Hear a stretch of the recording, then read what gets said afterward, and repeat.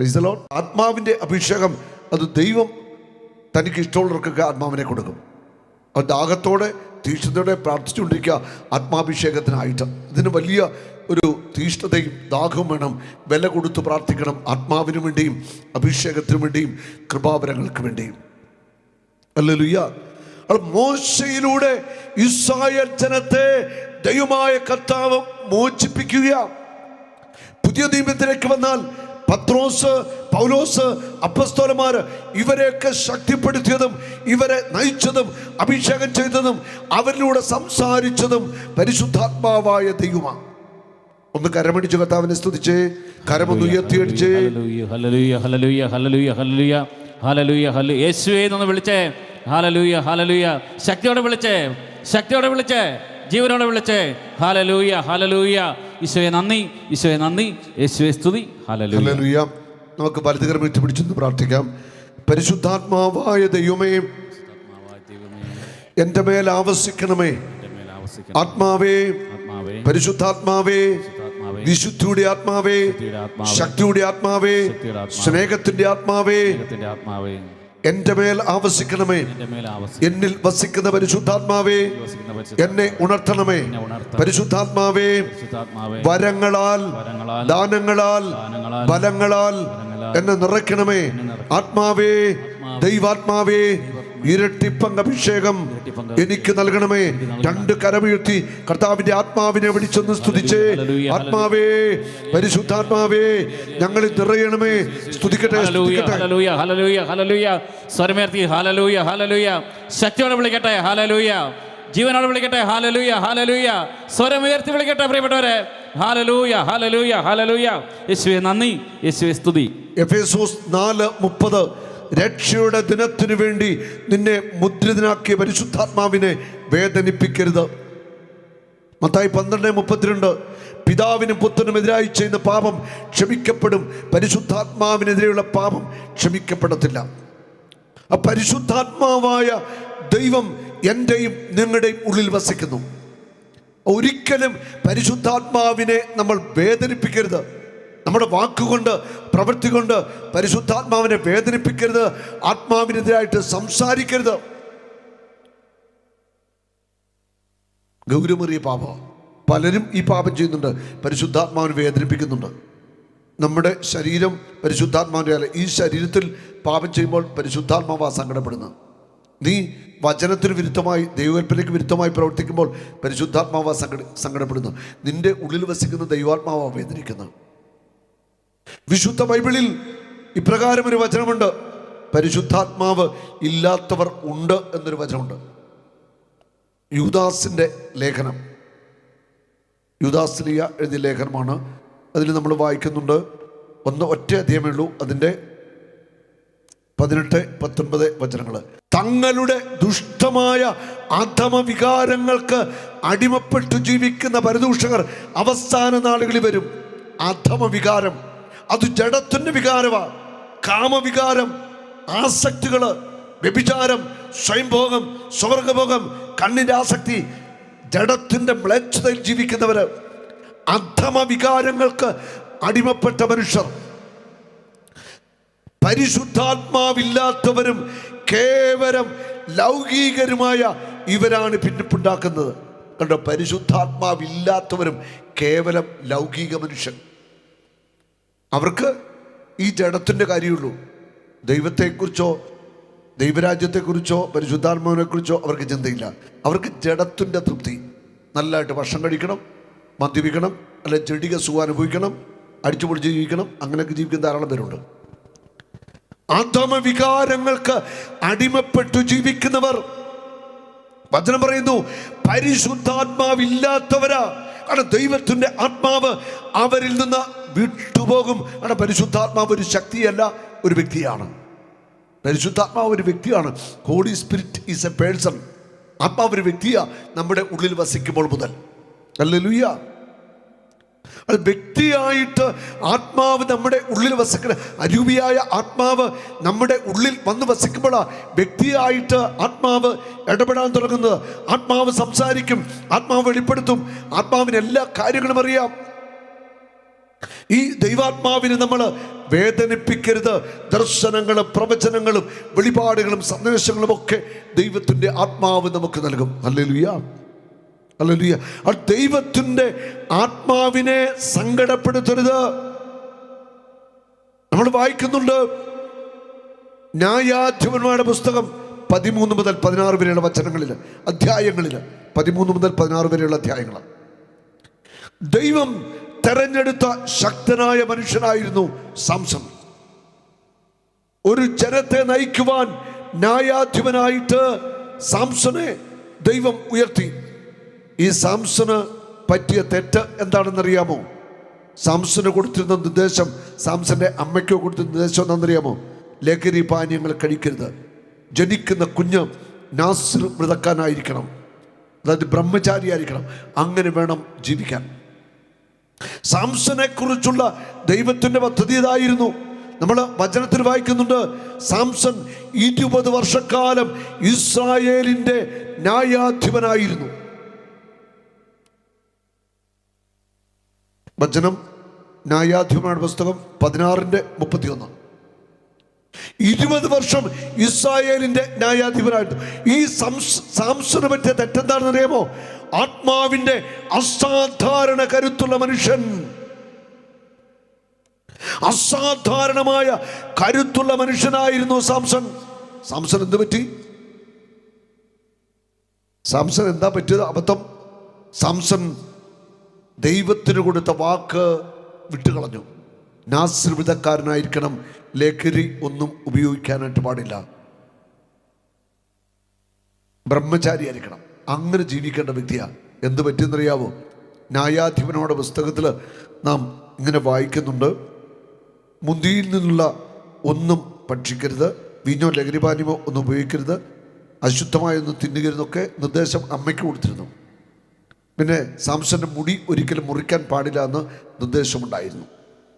ഇനി നാം വായിക്കുന്നു ന്യായാധിപന്മാർ 14:1. സാംസൺ തിമ്നായിലേക്ക് പോയി അവിടെ വെച്ച് ഒരു ഫിലിസ്തീയ യുവതിയെ കണ്ടു. സാംസൺ തിമ്ന എന്ന സ്ഥലത്തേക്ക് പോയി അവിടെ ഒരു ഫിലിസ്തീയ യുവതിയെ കണ്ടു. അവളുമായിട്ട് സ്നേഹമായി, പിന്നെ അവിടെ കൂടെ ജീവിതമായി. സാംസന് ദൈവം അനുവദിച്ചിരുന്ന കാര്യമല്ല അങ്ങനെ ഒരു ജീവിതം. ഹല്ലേലൂയ. അത് കഴിഞ്ഞിട്ട് സാംസൺ ഇങ്ങനെ പോകുമ്പോൾ ഒരു സിംഹക്കുട്ടി, ഒരു സിംഹം സാംസന്റെ നേരെ കുതിച്ചു ചാടി അതിനെ പിടിച്ച് കഴുത്തു വെച്ചിട്ട് വലിച്ചു കയറി കളഞ്ഞു. അത്രമാത്രം ആത്മാവിന്റെ കരുത്തും ശരീരത്തിന്റെ കരുത്തും ഉണ്ടായിരുന്ന സാംസൺ പരാജയപ്പെടുന്നത് നമ്മൾ കാണുകയാണ്. ന്യായാധിപന്മാർ 16:1. സാംസൺ ഗാസായിലേക്ക് പോയി അവിടെ ഒരു സ്വൈരിണിയെ കണ്ടുമുട്ടി അവളോട് കൂടെ ശയിച്ചു. വീണ്ടും സാംസൺ കുഴപ്പത്തിലാവുകയാണ്. ആദ്യം പോയി തിമ്നായിൽ ഒരു ഫിലിസ്തീയ സ്ത്രീയായിട്ട് ബന്ധം. ഇതേ 16-ാം അധ്യായത്തിൽ ഗാസായിലേക്ക് പോയി അവിടെ ഒരു സ്വൈരിണി എന്ന് പറഞ്ഞാൽ നിങ്ങൾക്ക് മനസ്സിലാവും, അത്ര നല്ല സ്ത്രീയൊന്നുമില്ല, അവരുടെ കൂടെ ശയിച്ചു. അവിടെ തീരുന്നില്ല. 16:4 അതിനുശേഷം സോറയ്ക്ക് താഴ്വരയുള്ള ദലീല എന്ന സ്ത്രീയെ അവൻ സ്നേഹിച്ചു. പിന്നെ അവരുടെ കൂടെ ജീവിതമായി. പല സ്ത്രീകൾ ജീവിതത്തിൽ സാംസന്റെ ജീവിതത്തിൽ കടന്നു വന്നു. ഇത് സാംസന്റെ ജീവിതത്തിലെ ഏറ്റവും വലിയ തെറ്റായിരുന്നു. ശരിക്കും പരിശുദ്ധാത്മാവിനെതിരെയുള്ള പാപം. നമ്മുടെ ഈ ശരീരത്തിൽ ലൈംഗിക പാപങ്ങൾ ചെയ്യുമ്പോൾ, അശുദ്ധി നമ്മൾ ചെയ്യുമ്പോൾ പരിശുദ്ധാത്മാവിനെയാണ് വേദനിപ്പിക്കുന്നത്. പരിശുദ്ധാത്മാവിനെതിരെയുള്ള പാപമാണ്. അങ്ങനെ അശുദ്ധിയിലും ഒക്കെ ജീവിക്കുന്ന വ്യക്തികളിൽ കർത്താവിൻ്റെ പരിശുദ്ധാത്മാവിന്, വ്യക്തിയായ പരിശുദ്ധാത്മാവിന് വസിക്കുക സാധ്യമല്ല. വീഞ്ഞൊക്കെ കുടിച്ച് ലഹരി പിടിച്ച് ദലീലയുടെ മടിയിൽ സാംസൺ കിടക്കുകയാണ്. ദലീല താരാട്ടുപാട്ട് പാടിയൊക്കെ ഉറക്കി സാംസനെ ഇങ്ങനെ ഇക്കിളിപ്പെടുത്തിയൊക്കെ ചോദിക്കുക, ചേട്ടൻ്റെ ഈ ശക്തിയുടെ രഹസ്യം എന്താ? പലതവണ പല കള്ളമൊക്കെ പറഞ്ഞു. അവസാനം സാംസൺ സത്യം തുറന്നു പറയുക, എൻ്റെ മുടിച്ചുരുടുകൾ, 7 മുടിച്ചുരുടുകൾ അത് മുറിച്ചു കളഞ്ഞാൽ എൻ്റെ ശക്തി പോകും. മദ്യത്തിൻ്റെ ലഹരിയിൽ ദലീലയുടെ മടിയിൽ കിടന്ന് മയങ്ങിയ സാംസന്റെ 7 മുടിച്ചുരുളുകൾ ദലീല മുറിച്ചു മാറ്റുകയാണ്. അവിടെ പറയുന്നു, അവന്റെ ശക്തി അവനെ വിട്ടുപോയി. കർത്താവിന്റെ ആത്മാവ് സാംസനെ വിട്ടുപോയി. ദൈവത്തിന്റെ ആത്മാവ് വിട്ടുപോയത് സാംസൺ അറിഞ്ഞില്ല. അവൾ ഫിലിസ്ത്യരെ വിളിച്ചു. അവർ വന്നു സാംസനെ ഒരു കട്ടിലോട് ചേർത്ത് അങ്ങോട്ട് കെട്ടി. സാംസണ് ബലം പ്രയോഗിച്ചു നോക്കി, ഒന്നും പറ്റുന്നില്ല. കാരണം ശക്തി, അഭിഷേകം എല്ലാം നഷ്ടപ്പെട്ടു. പൂർണ്ണമായിട്ടും കെട്ടപ്പെട്ടവനായിട്ട് മാറുക. ജഡിക പാപങ്ങൾ ചെയ്യുമ്പോൾ ഓർത്തുകൊള്ളുക, സാത്താൻ അദൃശ്യമായ ചങ്ങലകളാൽ നിങ്ങളെ ബന്ധിക്കുക. അദൃശ്യ ചങ്ങലകളാൽ സാത്താൻ ബന്ധിക്കാൻ ഉപയോഗിക്കുന്ന ഒരു പാപത്തിന്റെ മേഖലയാ ലൈംഗികതയിലുള്ള മ്ലേച്ഛ പാപങ്ങൾ. ആ പാപങ്ങൾ ചെയ്യുമ്പോൾ സാത്താന് കടന്നു വരാനുള്ള വഴി നിങ്ങൾ തുറന്നു കൊടുക്കുക. നിങ്ങളുടെ ഉള്ളിൽ സാത്താൻ കടന്നു വന്ന് വസിക്കും. ഒരിക്കലും പരിശുദ്ധാത്മാവിനെ വേദനിപ്പിക്കുന്ന മ്ലേച്ഛത നിറഞ്ഞ പാപങ്ങളിലേക്ക് പോകുവാനായിട്ട് പാടില്ല. നിന്റെ ഉള്ളിൽ വസിക്കുന്നത് ദൈവമാണ്. പിതാവിനെ പോലെ തന്നെ ശക്തൻ, യേശുവിനെ പോലെ തന്നെ ശക്തൻ, സഹായകനായ പരിശുദ്ധാത്മാവ്, തൃത്വത്തിലെ മൂന്നാമനായ ദൈവം, കർത്താവിൻ്റെ ആത്മാവ്, പരിശുദ്ധാത്മാവ് നമ്മുടെ ഉള്ളിൽ വസിക്കുന്നു, നമ്മുടെ കൂടെ വസിക്കുന്നു. ഈ ആത്മാവിനെ വേദനിപ്പിക്കരുത്, ഈ ആത്മാവിനെ അപമാനിക്കരുത്, ആത്മാവിനെ ദുഃഖിപ്പിക്കരുത്. ഹല്ലേലൂയ.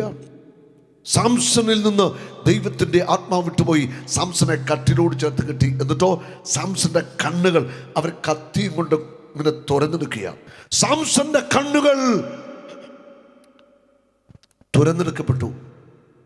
സാംസനെ കാരാഗ്രഹത്തിൽ അടച്ചു. ഒന്ന് ആലോചിച്ച് നോക്കി, കണ്ണുകൾ നഷ്ടപ്പെട്ട സാംസൺ എന്തായിരിക്കും വേദന? കണ്ണിൻ്റെ വേദന എന്തായിരിക്കും?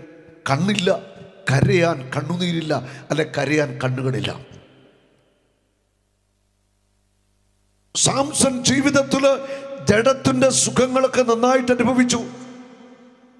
ഒരു കാര്യം കുറിച്ചു വെച്ചു, ജഡത്തിന്റെ സുഖം അനുഭവിച്ചവരൊക്കെ ഈ ഭൂമിയിൽ നിന്ന് പോകുന്നതിന് മുമ്പ് ജഡത്തിൽ സഹിച്ചിട്ടേ പോകത്തുള്ളൂ.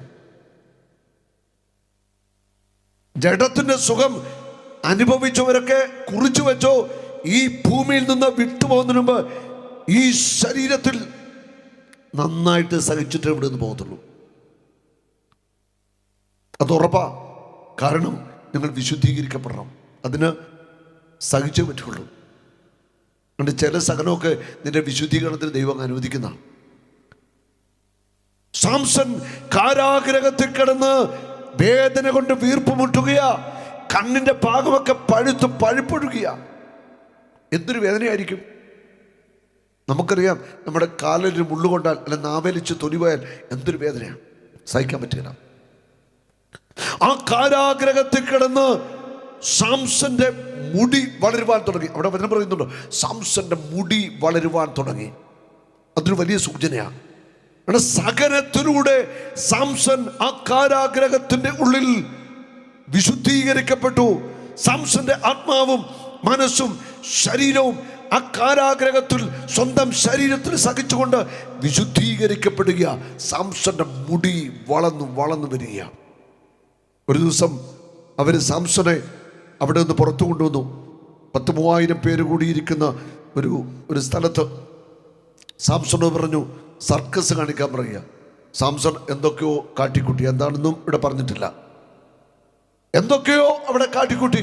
അവസാനം മടുത്തു കഴിഞ്ഞപ്പോൾ പറഞ്ഞു, അവിടെ നിന്ന് ഒരാളോട് പറഞ്ഞു, ഇതിൻ്റെ തൂണ് എവിടെയാണ്, എന്നെ ഒന്ന് ചാരി നിർത്താൻ പറയുക. ഒരു ബാലനോട് പറയുക, ഞാനൊന്ന് ചാരി നിൽക്കട്ടെ, കെട്ടുന്ന തൂണ് എവിടെയാണ്, ഒന്ന് തപ്പി നോക്കട്ടെ. സാംസനെ ഒരു തൂണയിൽ ചാരി നിർത്തുകയാണ്. ആ തൂണയിൽ അവിടെ ചാരി നിന്നു. അത് കഴിഞ്ഞ് സാംസന്റെ ഒരു പ്രാർത്ഥനയുണ്ട്, കർത്താവേ ഇവരോട് പ്രതികാരം ചെയ്യുവാൻ, ദൈവമായ കർത്താവേ എന്നെ നീ ഓർക്കണം, ഇവരോട് പ്രതികാരം ചെയ്യാൻ എൻ്റെ ഒരു കണ്ണിനെങ്കിലും കാഴ്ച തരണം, എനിക്ക് ശരീരത്തിന് ശക്തി തരണം, എന്നെ ശക്തനാക്കണം. ഒരിക്കൽ കൂടി ഞാൻ യാചിക്കുന്നു. ദൈവത്തിന്റെ ആത്മാവ് ഒരിക്കൽ കൂടി സാംസന്റെ മേൽ കടന്നു വരിക. ശക്തനായ സാംസൺ ആ തൂണുകൾ ഇടിച്ചു തകർക്കുകയാ. ആ കെട്ടിടം മൊത്തം ഇടിഞ്ഞു വീണു. അതിനകത്തുണ്ടായിരുന്ന 1000ങ്ങളും സാംസണും അവിടെ മരിക്കുകയാണ്. ജീവിച്ചിരുന്നപ്പോൾ കൊന്നവരെക്കാൾ കൂടുതൽ ആളുകളെ സാംസൺ അവിടെ കൊന്നു എന്നാണ് പറയുന്നത്. നോക്കൂ, സാംസന്റെ ജീവിതത്തിലൂടെ കടന്നു പോകുമ്പോൾ ചെയ്യാൻ പാടില്ലാത്ത കാര്യങ്ങളിലേക്ക്, ദൈവം ചെയ്യരുതെന്ന് പറഞ്ഞ കാര്യങ്ങളിലേക്ക് സാംസൺ പോയി. ഇത് എനിക്കും നിങ്ങൾക്കും എല്ലാവർക്കും ഒരു പാഠമാണ്. എല്ലാ വിശ്വാസിക്കും ഒരു പാഠമാണ് ഇത്. ഹല്ലേലൂയ. സാംസൺ മരിച്ചു. പിന്നീട് സാംസനെ ബന്ധുക്കൾ വന്ന് കൊണ്ടുപോയി അടക്കി എന്നൊക്കെ പറയുന്നുണ്ട്. വിശുദ്ധ ബൈബിളില് വ്യക്തമായ മുന്നറിയിപ്പ് തരിക, പരിശുദ്ധാത്മാവിനെ നിങ്ങൾ വേദനിപ്പിക്കരുത്, പരിശുദ്ധാത്മാവിനെ സങ്കടപ്പെടുത്തരുത്, നിന്റെ ഉള്ളിൽ വസിക്കുന്ന ദൈവത്തിന്റെ ആത്മാവിനെ ദുഃഖിപ്പിക്കരുത്. ഒരു നാളും നീ അനാഥനല്ല, ഒരു നാളും നീ അന്യനല്ല, ഒരു നാളും നീ അനാഥനല്ല.